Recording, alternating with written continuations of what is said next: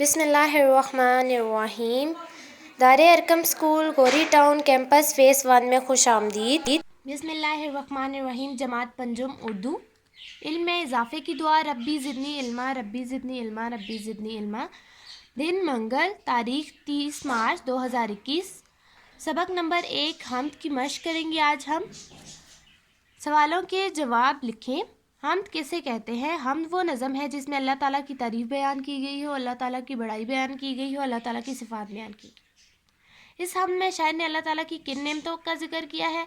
اس حمد میں شاعر نے اللہ تعالیٰ کی بے شمار نعمتوں کا ذکر کیا ہے، جس میں سمندر، سورج، پھل، پھول وغیرہ شامل ہیں۔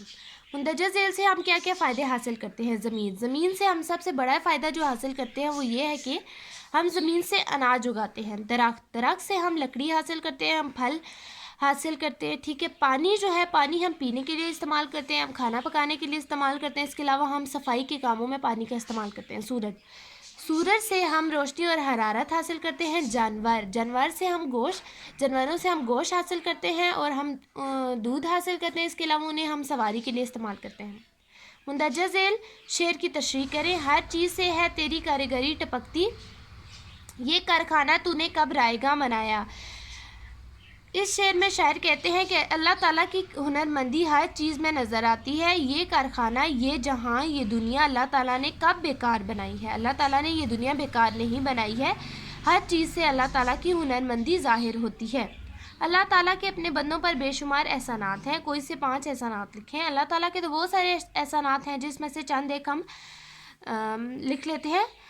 اللہ تعالیٰ ہمارے نہایت قریب ہے، وہ ہماری دعاؤں کو سنتا ہے، ٹھیک ہے۔ دوسرا احسان اللہ تعالیٰ کی یہ ہے کہ اللہ تعالیٰ ہم سے نہایت محبت کرتا ہے۔ تیسرا احسان اللہ تعالیٰ کا یہ ہے کہ جو چیز ہماری بھلائی کی ہوتی ہے اللہ تعالیٰ ہمیں عطا کرتا ہے، اور جو چیز ہماری بھلائی کی نہیں ہوتی اللہ تعالیٰ اس چیز کو ہم سے دور رکھتا ہے۔ اللہ تعالیٰ رحم کرنے والا ہے اور اللہ تعالیٰ معاف کرنے والا ہے۔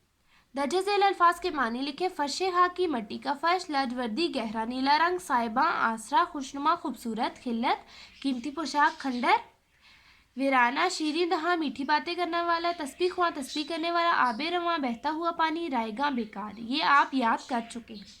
درج ذیل الفاظ کو اپنے جملوں میں استعمال کریں، ٹھیک ہے۔ خوشنما، اللہ تعالیٰ نے کتنے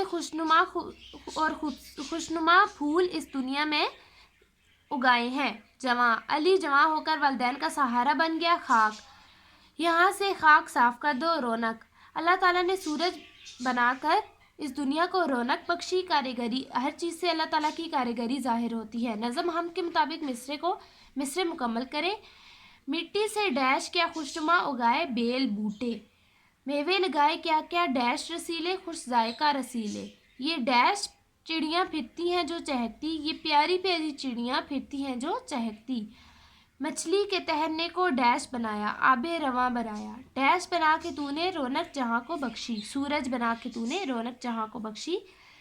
امید کرتی ہوں آپ کو سمجھ آ گئی ہوگی۔ اللہ حافظ۔